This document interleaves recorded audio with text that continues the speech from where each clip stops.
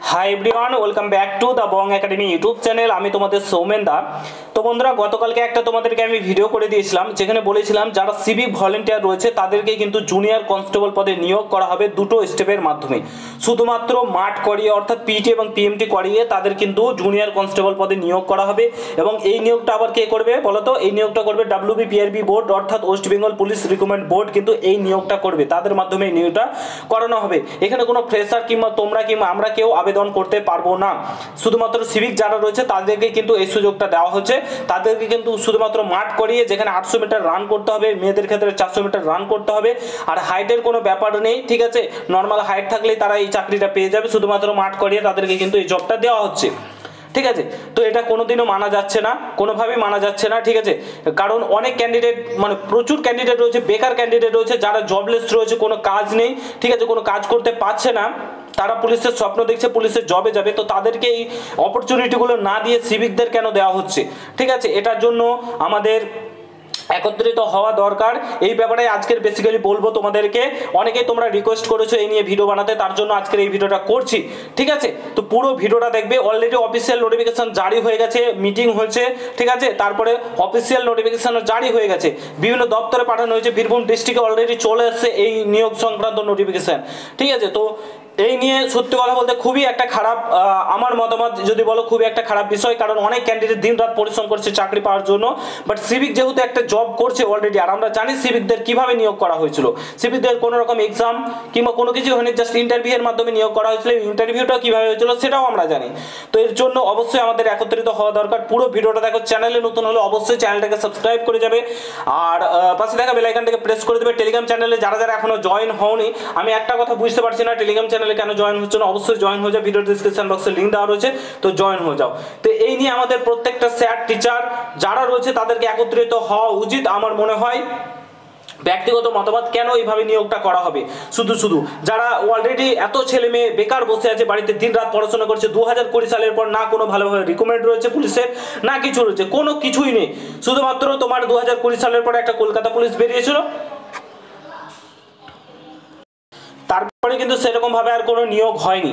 তো অতএব আমাদেরকে এই নিয়ে মানে প্রত্যেককে একত্রিত হওয়া উচিত। 2020 সালের পর না কোনো WBP কনস্টেবলের ভ্যাকান্সি বেরোলো, এখনো পর্যন্ত বার হয়নি, বার হবে অবশ্যই। তারপরে তোমাদের বার হয়নি, কি বার হয়নি তোমাদের কলকাতা পুলিশ, তারপরে তোমাদের এসআই, এগুলো সব নোটিফিকেশনগুলো ডিলেই হচ্ছে। বাট জুনিয়র কনস্টেবল এগুলো নিয়োগ প্রসেস এত দ্রুততার সঙ্গে করা হচ্ছে। তো এগুলো নিয়ে আমাদের প্রত্যেককে একত্রিত হওয়া উচিত। প্রত্যেক স্যার টিচার যারা রয়েছে আমার ভিডিওটা দেখছেন, প্রত্যেককে বলবো প্লিজ আপনারা সকলে মিলে এই নিয়ে একটা মানে একত্রিত হয়ে কোনো কিছু করা উচিত। তো যাই হোক, অন স্ক্রিন তোমরা একটা নোটিশ দেখতে পাচ্ছ। এই নোটিশটা অলরেডি গতকালকে তোমাদেরকে দেখিয়েছি, ঠিক আছে? এখানে দেখতে পাচ্ছ তোমাদের যে ফিজিক্যাল স্ট্যান্ডার্ড যেটা রয়েছে এর মাধ্যমেই কিন্তু নিয়োগ করা হবে দুটো স্টেপে। দেখতে পাচ্ছ 160 সেমি হাইট লাগবে ছেলেদের ক্ষেত্রে, মেয়েদের ক্ষেত্রে 152 সেমি চেস্ট লাগবে। ছেলেদের 74 79 সেমি 5 সেমি ফোলাতে হবে, ঠিক আছে? দুটো স্টেপের মাধ্যমে। জাস্ট এখানে কি বলেছে, 800 মিটার রান করতে হবে, 4 মিনিট কমপ্লিট করলে তোমার জব। আর 400 মিটার রান করতে হবে 2 মিনিট 30 সেকেন্ডের, মেয়েদের করলে তোমার জবটা পেয়ে যাবে, ঠিক আছে? তো এটা সত্যি কথা বলতে খুবই একটা খারাপ বিষয়। যারা ক্যান্ডিডেট রয়েছে, অ্যাসপিরেন্ট রয়েছে, তাদের কাছে খুবই খারাপ বিষয়। এটাকে আমি তীব্র নিন্দা জানাই, ঠিক আছে? এই নিয়ে একটা ব্যবস্থা অবশ্যই করা উচিত। আমাদের মাননীয় মুখ্যমন্ত্রীর কাছে এই নিয়ে কোনো কিছু মানে বলা উচিত, জানানো উচিত তাকে। করলে প্রত্যেকের জন্য করুন, যারা অ্যাসপিরেন্ট রয়েছে, জব রয়েছে, যদি হয়তো প্রত্যেকেই যাতে আবেদন করতে পারে। একটা মানে যেমন হেলদি কম্পিটিশান হোক, প্রত্যেকে যাতে কম্পিটিশান করে জবটা পায়, প্রত্যেক অ্যাসপিরেন্ট যাতে এখানে অ্যাপ্লাই করতে পারে, এটুকু রিকোয়েস্ট রয়েছে। সিভিকদের জন্য আপনি রিজার্ভেশন পলিসি রাখুন, সিভিকরা যাতে অ্যাপ্লাই করতে পারে তাদের জন্য রাখুন। বাট এখানে একটা এক্সাম করান, এক্সাম কন্ডাক্ট করান, দেন তাদেরকে নিয়োগটা করান, ঠিক আছে? প্রত্যেকে যাতে আবেদন করতে পারে, দিয়ে এক্সাম করিয়ে তো নিয়োগটা যাতে হয় সেইভাবে আমি বলছি। যেমন রিক্রুটমেন্ট প্রসেস হয় পুলিশ লাইনে, ঠিক সেইভাবে করান। বাট এইভাবে মানে একজন অলরেডি জব করছে আর একজন বেকার বসে রয়েছে, তাদেরকে অপরচুনিটিটা না দিয়ে, যারা বেকার বসে রয়েছে, যারা জব করছে অলরেডি, তাদেরকে অপরচুনিটিটা দেওয়ার মানেটা আমি ঠিকঠাক বুঝতে পারছি না, ঠিক আছে? তো আমি প্রত্যেককে বলবো এই নিয়ে একত্রিত হওয়া উচিত। তোমরা অনেকেই বলেছো, তো ভিডিও আমি বানাচ্ছি, ঠিক আছে? তো তোমাদের হাতে রয়েছে, তোমরা যা করতে বলবে সেটাই আমি করব। তোমাদের জন্য যতদূর যাওয়া উচিত ততদূরই আমি যাব, ঠিক আছে? তো প্রত্যেকে একত্রিত হওয়া, এটাই বলবো। এটা আমি খুব খারাপ একটা মানে বিষয় দেখলাম। মাননীয় মুখ্যমন্ত্রীর কাছে আমাদের রিকোয়েস্ট করা উচিত, ঠিক আছে? অবশ্যই এই ব্যাপার নিয়ে যে এইভাবে নিয়োগ করলে হবে না। একদম পিওরলি হেলদিভাবে রিকমেন্ড করতে হবে, যেমনটা ঠিক West Bengal police constable SI এগুলোর যেমন নিয়োগ প্রসেস হয়, জুনিয়র কনস্টেবলের ক্ষেত্রে নিয়োগ প্রসেস প্রত্যেককে অপরচুনিটি দেওয়া হবে। এবং আমি বলছি না যে সিভিকদের একবারই বাদ দিয়ে দিক না, ওইভাবে একদমই না। আমি বলছি তাদের যেন রিজার্ভেশন পলিসি থাকে, তারাও যাতে কম্পিটিশন করে জবটা পাক, তাহলে ভালো লাগবে যে কম্পিটিশন করে অ্যাট লাস্ট তারা জবটা পাচ্ছে। কারণ সিভিকরা তো আমরা জানি যে কীভাবে চাকরিটা পেয়েছে, তাদের কোনো কম্পিটিশন করতে হয়নি, তারা জবটা পেয়ে গেছে, অলরেডি একটা জব করছে। আর যারা বেকার বসে রয়েছে তাদের বাড়িতে কোনো ব্যবস্থা নেই, তারা জব না করে বেকার বসে রয়েছে, জাস্ট পরিশ্রম করছে দিন রাত যাতে সে একটা জব পায়। বাট এই চাকরিগুলো এইভাবে যদি চলে যায় তাহলে কিছু করার নেই। তো আমি জানি না কত স্যার একত্রিত হবে বা কিছু বলবে, আমি জানি না, বাট আমার মনে হলো এই নিয়ে বলা দরকার, তার জন্য আমি ভিডিও করে দিলাম। ঠিক আছে, প্রত্যেককে বলবো একত্রিত হও, একটা ডিসিশন নাও, তোমরাই ডিসিশন নাও যে কি করা উচিত, সেই অনুযায়ী আমাদের আগের স্টেপগুলো নিতে হবে।